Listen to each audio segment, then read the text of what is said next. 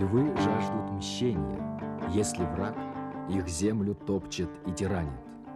Едва он к ним направит шаг, пылая кровь башкира прянет. И если смертный бой с врагом, подобно грому, грозно грянет, под грязным вражьим сапогом башкира честь лежать не станет.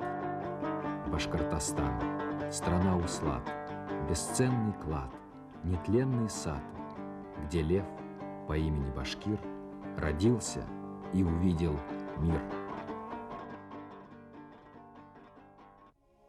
Ратные традиции башкирского народа имеют богатую многовековую историю.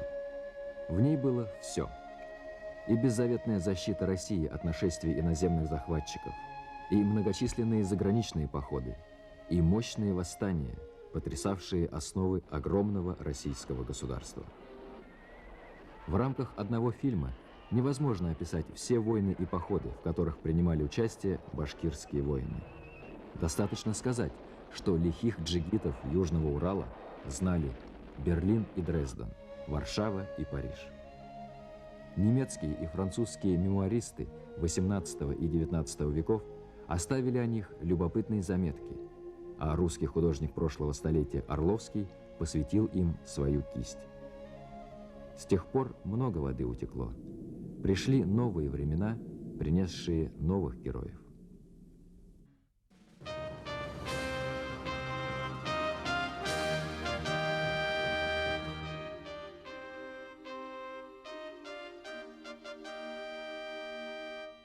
С конными башкирами простившись, остался родной седой Урал. В войне отечественной героем стал Тагир Кусимов, генерал. Народная песня. Вглядываясь в могучую фигуру этого человека, не перестаешь удивляться поразительному сочетанию в нем непоколебимого внутреннего спокойствия и отчаянной, порой бесшабашной храбрости, о которой на фронте ходили легенды, о которой знали все, кого судьба сводила с ним на жизненном пути. Легенда началась в 1909 году у подножья хребта Крыктытау, в ауле Кусим, нынешнего Абзелиловского района, когда в семье небогатого, но энергичного башкира Таипа родился сын Тагир.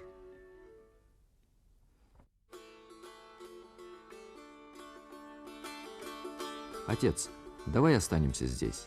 Тут и зимы теплые, и сыты мы теперь каждый день». «Нет, сынок, как сойдет снег, пойдем дальше. Запомни, у волка сила в зубах, у человека в делах». Так учил Таип своего 11-летнего Тагира, когда зимой 1920 года судьба заставила отца и сына покинуть любезную их сердцам Башкирию, в которой бушевал голод, вызванный произволом красных продотрядов, и отправиться в поисках лучшей доли в Туркестан. Удел выдающихся личностей всегда быть в окружении людей. Отрицательных героев в конце концов всех покидают, ибо привязанность свиты зиждилась на корысти. Положительных героев даже в самые трудные времена не покидают друзья и соратники. К таким героям, безусловно, относится генерал Кусимов. Ибо даже после его смерти остались люди, бережно хранящие память о нем. Один из них – Гумер Гильманович Гильманов. Когда Тагир был еще совсем маленьким, у него умерла мать, затем сестра. Отец очень любил своего сына. Овдовевший Таип пытается устроить личную жизнь, но Тагиру это не нравится. Парень уже тогда проявлял свой характер. Так что Таип был для Тагира отцом и матерью. Затем наступает голод, и они вдвоем уезжают в Туркестан. Поэтому Тагир всем был обязан своему отцу. Гумер Гильманович Гильманов, ветеран Великой Отечественной войны, лейтенант запаса, односельчанин, много сделавший для восстановления памяти о своем знаменитом земляке. Над вопросом предопределения и свободы воли тысячи лет ломали головы лучшие умы человечества. Но ответ до сих пор не найден. Чего в поступках людей больше? предопределения или свободы? Великий исламский мыслитель Абу Хамид Газали считал, человек свободен в том, что он знает, и не свободен в том, чего не знает. Тагир Кусимов знал, чего хотел, поэтому в 1928 году вернулся в Башкортостан в дом своего дяди. Ул уны әйтәйенде, әлләһин нейгә халдатка бараңмы? Был халдат булгы киләбик. Дядя ему говорит, что, военным хочешь быть? Тагиру на самом деле хотелось быть военным. Во время жизни в Узбекистане он был свидетелем борьбы красных с басмачами. Всадники в военной форме с шашками наголо произвели на мальчишку огромное впечатление.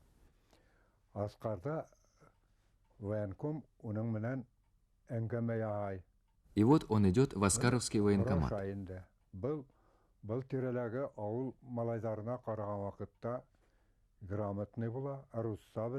Там у него спрашивают, как твоя фамилия? Тагир невозмутимо отвечает, Кусимов, хотя его настоящая фамилия Зинунов. Так исправили документы. В то время молодые люди любили изменять фамилии. Был Мухамедьянов, стал Янов, был Мухаммед Кильдин, стал Кильдин.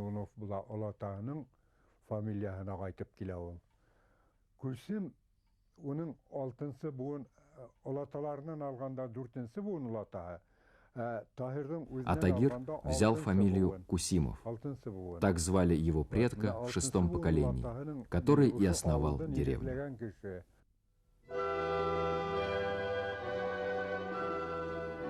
В те времена в Казани существовала объединенная татаро-башкирская военная школа, в которую чрезвычайно трудно было поступить. Упорство Тагира помогло и здесь. Пройдя жесточайший отбор, он стал курсантом. Это боевитый был командир. Он кончил татаро-башкирское училище в городе Казани. И там, значит, задают вопрос. 4 вопроса. Кем дальше хочешь быть? Одному, значит, так, артиллеристом, другому минометчиком, третьему, понимаете, связистом. Доходит до Кусимова этот вопрос. И он отвечает в Казанском училище, только кавалеристом. И никаких других мне подразделений не нужно. И он свое слово выполнил с честью. Кусимов, дорогой, Тагир Таипович. Боевитый был, очень боевитый. Гумер Абдрахманович Чурмантаев, заместитель начальника штаба 275-го Кусимовского полка 112-й Башкирской кавалерийской дивизии. После 10 лет службы в Казани Кусимова переводят в Баку, командиром кавалерийского эскадрона. В своей автобиографии он впоследствии напишет: в июле 1938 года получил назначение командиром 27-го отдельного кавалерийского эскадрона 77-й горнострелковой дивизии Закавказского военного округа. О чем думал в те годы молодой офицер Красной армии? Удачно складывавшаяся военная карьера не могла не радовать, но в неизведанных глубинах своей души он наверняка без труда отыскивал тревожные нотки, заставлявшие трепетать в неясном радостном волнении все естество. Когда же представится случай применить на деле все, чему учили? И тогда, как говорится, пан или пропал. Что ж, на то и профессия – родину защищать. А война тем временем незримо приближалась.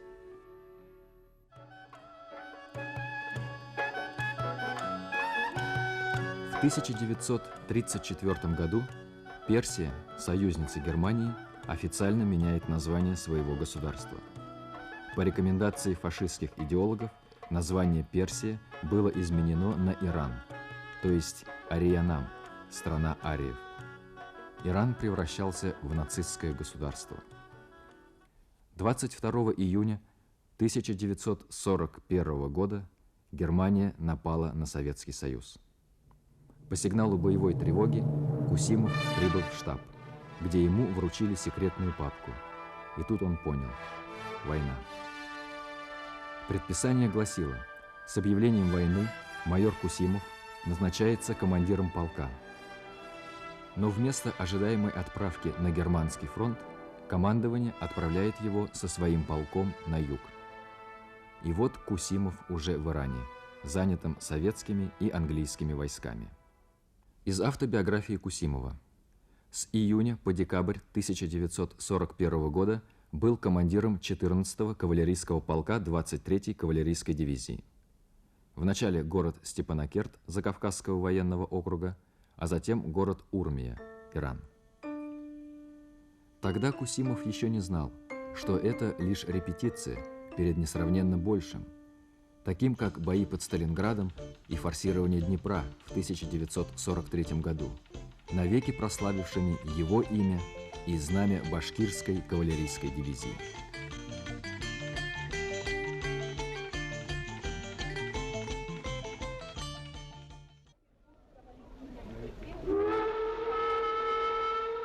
В этом здании находился штаб формирующейся 112-й башкирской кавалерийской дивизии. По приказу командования майор Кусимов прибывает из Ирана в Башкортостан, где ему поручается стать командиром 275-го полка. Сталин прекрасно помнил, как башкирские полки отбивали Юденича от Питера. Джигит и бригада Мусы Муртазина в 1920 году первыми форсировали Днепр и гнали поляков до самой Варшавы, на что представители центральной власти тут же дали отзыв. Настроение в полках воинственное, башкирские полки дерутся лихо, просто секим башка. Поэтому башкирская кавалерийская дивизия наряду с казачьими, калмыцкой, чечено-ингушской и кабардино-балкарской дивизиями стала одним из немногих национальных формирований Красной Армии. Это была великая честь для башкирского народа и для всего народа республики. Добровольцы со всех концов Седого Урала на своих лошадях стекались сюда, на станцию Дема. 82% личного состава дивизии составляли башкиры, 14% татары. Остальные были русскими и представителями других народов. В апреле 1942 года дивизия грузится в эшелоны и отбывает на фронт.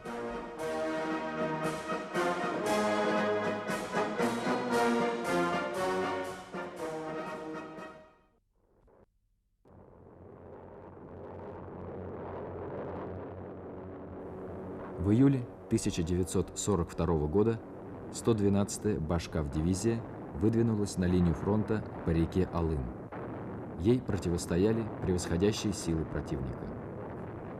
На правом фланге позиций Кусимов заметил скопление противника, намеревающегося перейти реку. Такое очень страшное было время. В это время Кусимов по телефону мне звонил. Я, с вами сказано, находился на правом фланге полка. Звонил по телефону. Срочно, говорит, поднимет свой эскадрон. У нас дело, говорит, такое, что очень, говорит, трудно. Переходить в Алым, и надо зайти вот это в тыл противника, который против нас, основной силы, и начинаю атаковать с тыла. Вот я поднимаю эскадрон, и перешли, значит, через реку. Хотя мне не положено, я верхом перешел прямо впереди своим коноводом. Как я перешел, открыл огонь, противник открыл. Наши перешли все, легли. Смотрю назад, кто-то едет верхом. Там была машина, по лошади едет верхом. Я смотрю и лежу, это Кусимов. Такое время он приехал, значит, сюда проверить, действительно мы перешли или не перешли. И с ним был коноват Абдуллин Фитрат. И с ним. У него автомат был, у Кусимова, без головного убора. И кричит, он смотрел там по бинокулу, наверное, что я вперед переехал на это верху. Что вы вот вперед вот лезете противнику? Чего, жить, что ли, надоело тебе? Это ведь не чапаевское время, вот такое. Но я возмущался, что командир полка сам стоит здесь вверху. Ну, я прямо сказал, вы тоже не Чапаев, товарищ командир, мы выполним задание, уходите. Смотрю, оттуда идет, значит, противник, как пополнение. Целый батальон. Я смотрю, значит, идут они спокойно, впереди командный состав, положили от своих. Я говорю, не двигайтесь, ничего не делайте без моего сигнала. Вот они пришли против нас, как зашли против нас. Я дал сигнал, открыт огонь. Сразу открыли огонь и все, и гранаты бросили. Они и туда-сюда побегали, и все легли. Это моментально было. Потом мы перешли и зашли в тыл, и начали атаковать. До вечера атаковали. Бадри Мужавирович Мамбеткулов, командир эскадрона 275-го Кусимовского полка 112-й Башкирской кавалерийской дивизии, старший лейтенант запаса. Писатель Константин Симонов, побывавший в те жаркие дни в районе дислокации Башкав дивизии, писал, что майор Кусимов был слабее противника на всем участке, но решил оказаться сильнее его в одном месте и победить. Сгруппировав силы, Кусимов бросился вперед, на тот берег. Если бы немцам за день до этого сказали, что они не смогут перейти эту жалкую речку, они бы рассмеялись. Но случилось именно так, и они уже не смеялись. «Мертвые не смеются», заключает писатель. Обескровленный враг прекратил атаки. Таким было боевое крещение Башкирской кавалерийской дивизии. Еще до начала войны в военных кругах Советского Союза шла острая полемика относительно кавалерии в современной войне. Буденный считал конницу главной ударной силой. Другие такой силой считали танки, а конницу относили к разряду пушечного мяса. Это совершенно неправильно. Это совершенно неправильно. Мы все-таки военное дело немножко разбираемся. Я сам полковую школу закончил, по специальности разведчик. 3 раза был в армии, уже я говорил. Я знаю, кавалерия все-таки, особенно в начале, имела огромное значение. Вот зря говорят, когда невозможно было двигаться вперед, переходить там, скажем, болото, лес или что-то, всегда дали приказ, значит, наша дивизия должна, наш корпус должен переходить. Где техника не переходила, а кавалерия переходила. Вот. И всегда, значит, открыл дорогу, что ли. Сабельный удар, это, знаете, много не было. Этой войны при такой технике невозможно, сабельный, невозможно. Это в отдельных случаях только. Вот, например,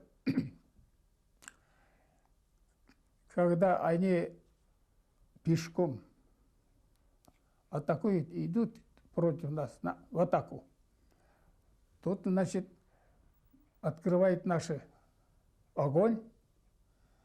И в это время, значит, когда они начинают отходить, вот в это время уже кавалерия идет и всех вырвет, кого можно, кого ранен, и вернется обратно. Кусимов, можно сказать, он был грамотный по военному делу. Очень грамотный, между прочим, повторяю.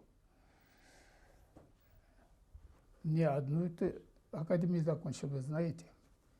Вот строгой, очень строгой, между прочим. Грамотный, но строгой, требовательный очень. Любит быстро решать вопрос. Однако он не просто решает, прежде всего решает скорее, думает, посоветуется быстро. Вот такой у него решительность. Поэтому я прямо скажу, что наш полк в большинстве случаев был всегда впереди. Он требовательный такой, что если чего не хватает, что-то неладно с тобой, не смотрит, кто ты, командир эскадрона или командир взвода, или рядовой, или политработник, он прямо дает, как положено.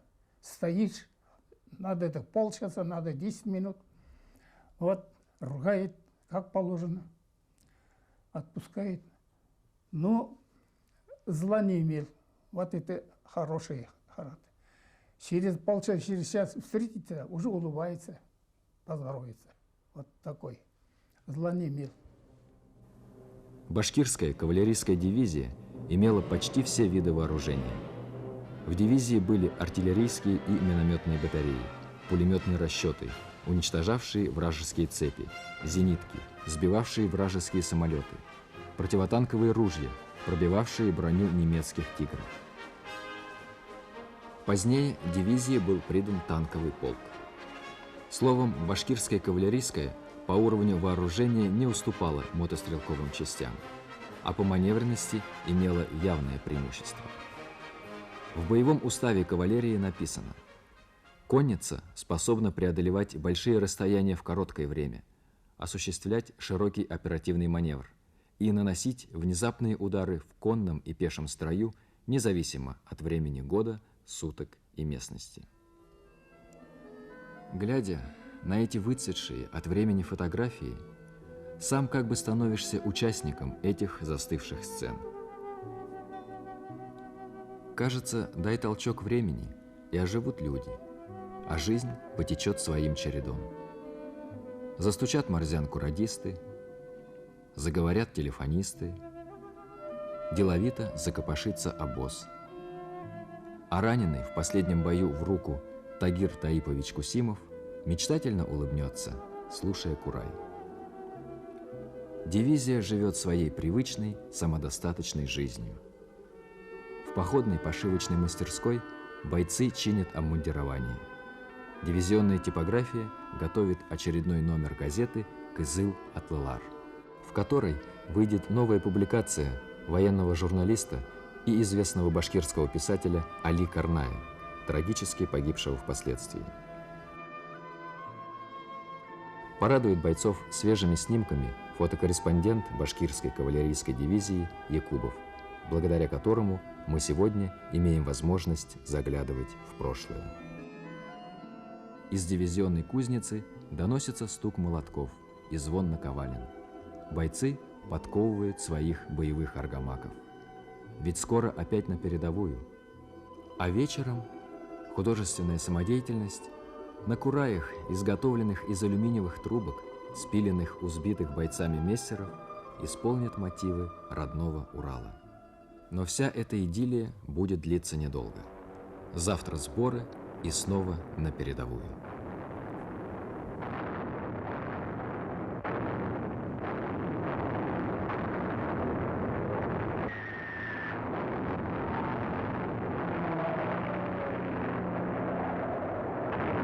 Началась Сталинградская эпопея. 112-я башкирская кавалерийская дивизия в составе 8-го корпуса была выдвинута на реку Дон. Шли тяжелые бои. Доктор Мейер в газете Deutsche Zeitung für Ostland писал в те дни: «В степях Дона нам приходится воевать с дикими, но не знающими страха людьми из племени башкир». Фронтовой журналист и писатель Илья Эренбург тут же парировал: «Не дикарю-фрицу говорить о культуре». И далее продолжал: 1812 году вместе с русскими башкиры гнали Наполеона. Французский мемуарист Дюпюи писал: «Нас особенно угнетали отряды башкир, вооруженных копьями». Фрицы увидели башкир, вооруженных автоматами. Цивилизованное варварство нацистов обескураживало простых воинов. Особенно поразили их зверства, творившиеся в лагере смерти Майданок, когда в конце войны башкирская кавалерийская дивизия освободила его узников. Сталинградская эпопея больно ударила по башкав дивизии. И хотя башкирские кавалеристы уничтожили более 12 тысяч фашистов, то есть в 3 раза больше своей первоначальной численности, подбили десятки танков и самолетов, потери были все же невосполнимы. Был тяжело ранен подполковник Кусимов. Погиб отважный генерал Шаймуратов. Более 70% личного состава погибло. Едва излечившись от тяжелого ранения, Кусимов догоняет дивизию под Ворошиловградом. Она теперь носит звание 16-й башкирской гвардейской дивизии. Все желали видеть комдивом Кусимова на месте погибшего Шаймуратова. Но пока Тагир Таипович лежал в госпитале, решение уже было принято. Комдивом был назначен полковник Белов, которому хватило считанных дней, чтобы оценить командирские способности Кусимова. Боевая характеристика на подполковника Кусимова. В военно-тактическом отношении подготовлен. Технику, состоящую на вооружении, знает хорошо и умеет правильно использовать ее в боевых операциях. Находясь на руководстве полка со дня его формирования, сумел сколотить исключительно боевой коллектив и руководил им в непрерывных боях с июля 1942 года. Неоднократно вел бой с численно превосходящим противником, обеспечивая успех боя. Комдив полковник Белов. Это была не единственная лестная характеристика и признание заслуг Кусимова. На бланке августовской аттестации 1943 года наложена резолюция «Достоин звания полковник», а снизу размашисто выведено «Семен Буденный».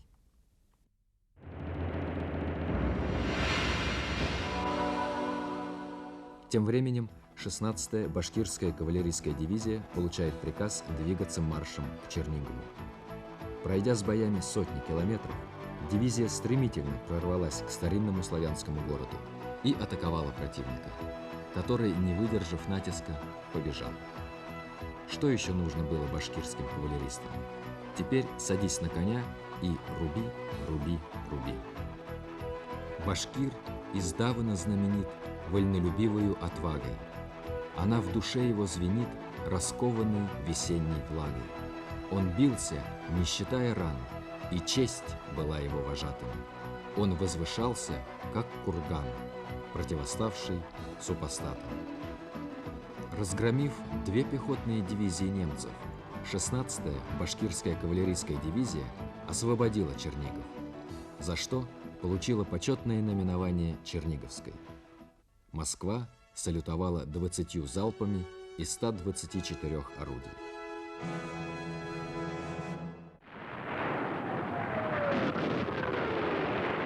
В ночь с 26 на 27 сентября 1943 года под ураганным огнем противника, уставшие от бесконечных маршей, но от этого еще более злые, доблестные воины Башкортостана, используя лишь подручный материал – двери, бревна, доски, форсировали Днепр и, отбросив превосходящие силы противника, обеспечили переправу 61-й армии.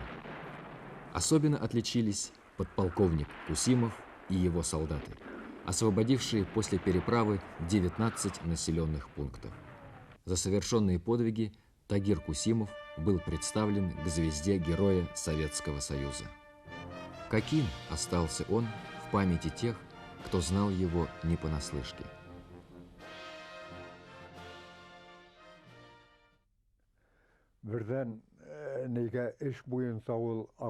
Был очень справедлив, в работе аккуратен, любил порядок и дисциплину, но в то же время был человечен, старался всем помочь, так как сам много раз испытывал нужду.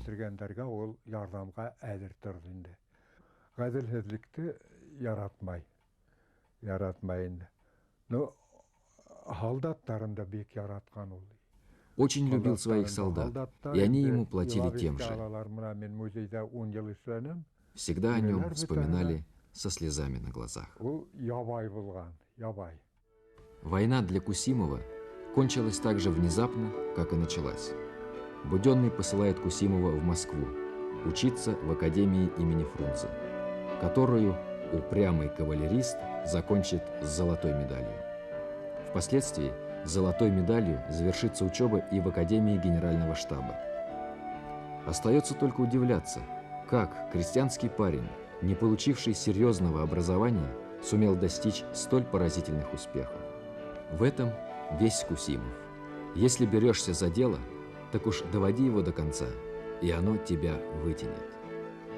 Все, чего он добился, результат его собственных усилий. Он был человеком, который сделал себя сам, вплоть до фамилии. Великая война закончилась. Башкирские кавалеристы, начав поход с отрогов Урала, дошли до Берлина и омыли руки в реке Шпрее, как и их предки в 1760 году. Наконец и парад Победы на Красной площади. Кусимов во главе колонны военной академии имени Фрунзе.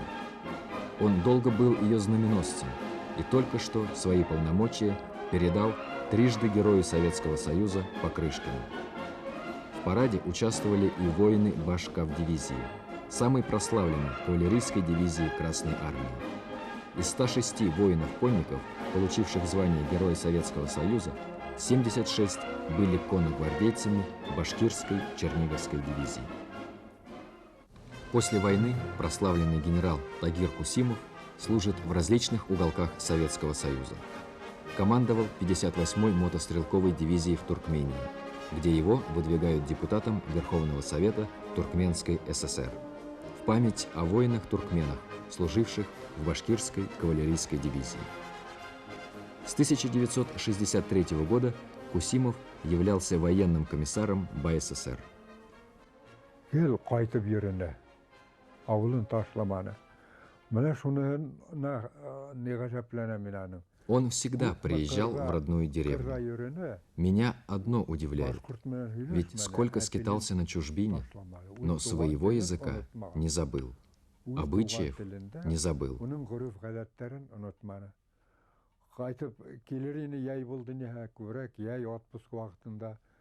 В отпуск, как правило, летом приезжал. Поставит машину около дома, сам поднимется на холмик, где находился дом его предка Кусима.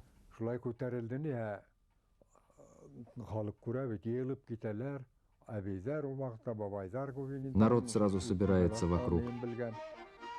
Начинает звучать курай, веселье, смех.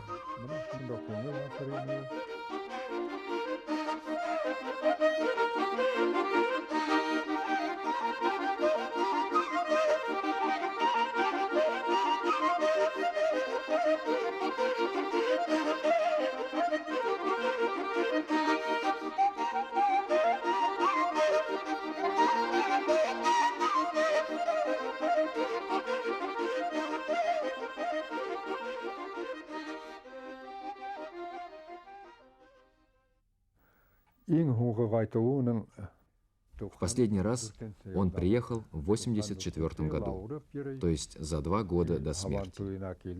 Больной уже был. Больше его здесь не было.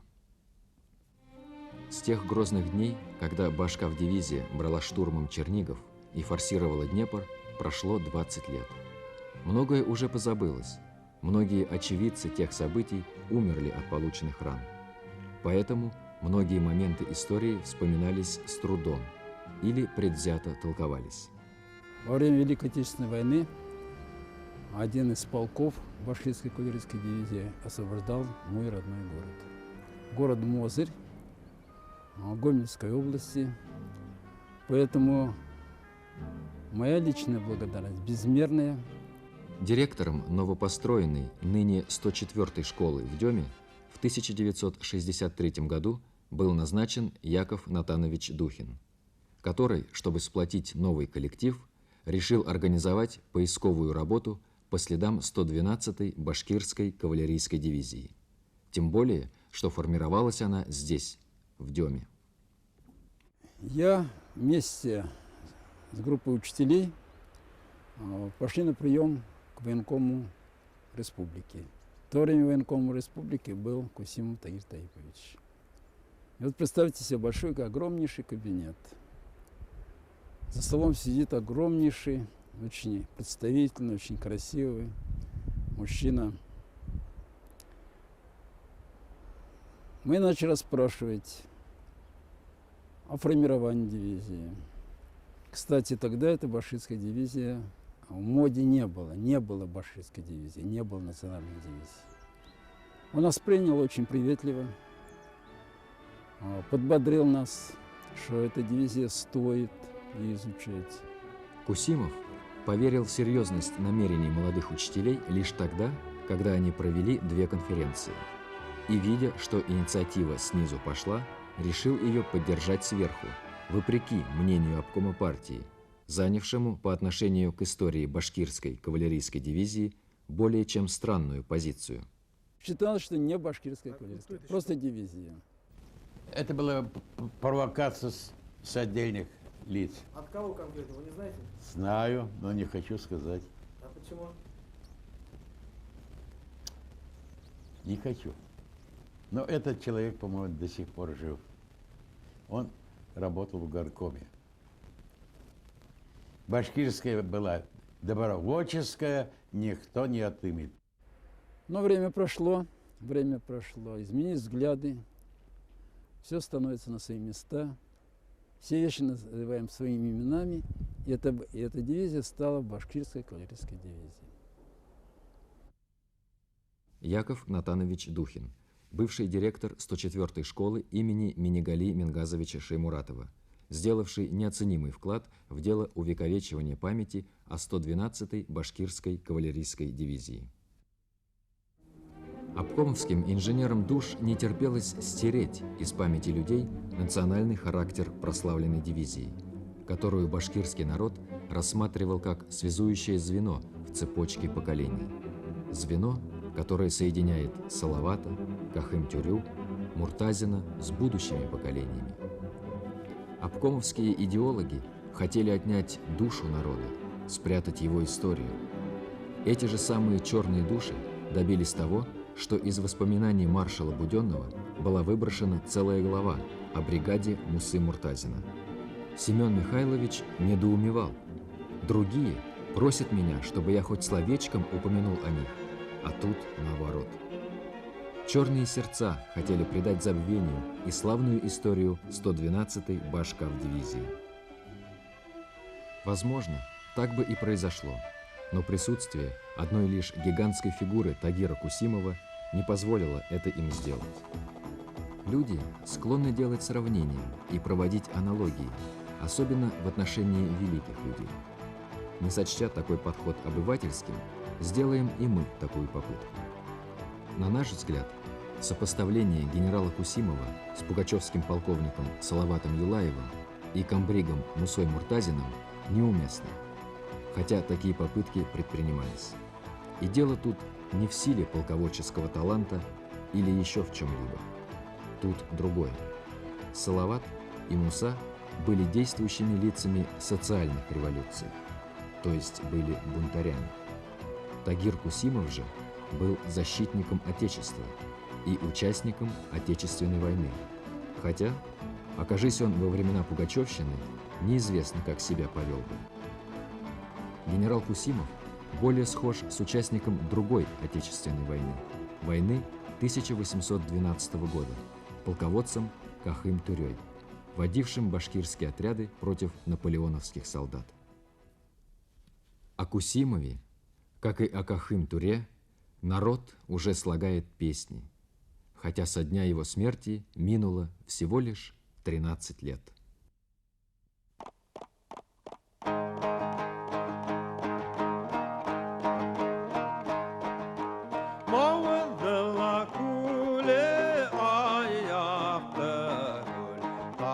Кусимов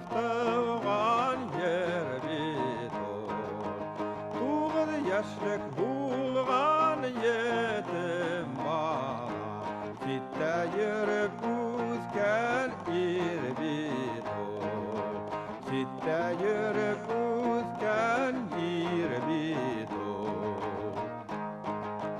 Mağızdıla kule ay beren kul. Tahir Kusimov yürgen kul bidur. Şidil derde yürüp hizmet etken Tahir Kusimov harbi irbidur.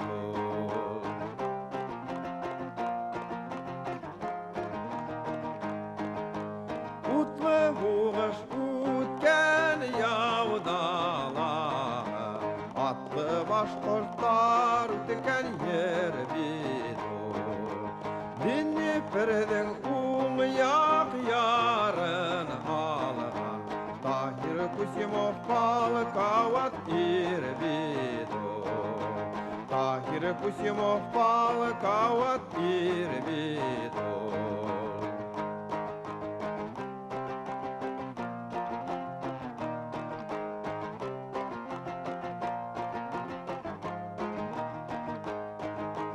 Atlı başkortların batıp kalgan Güverpekine yatkan king Ural. Vatan huğuşunda durdan algan Tahir Kusimov heroy general. Tahir Kusimov heroy general. Tahir Kusimov heroy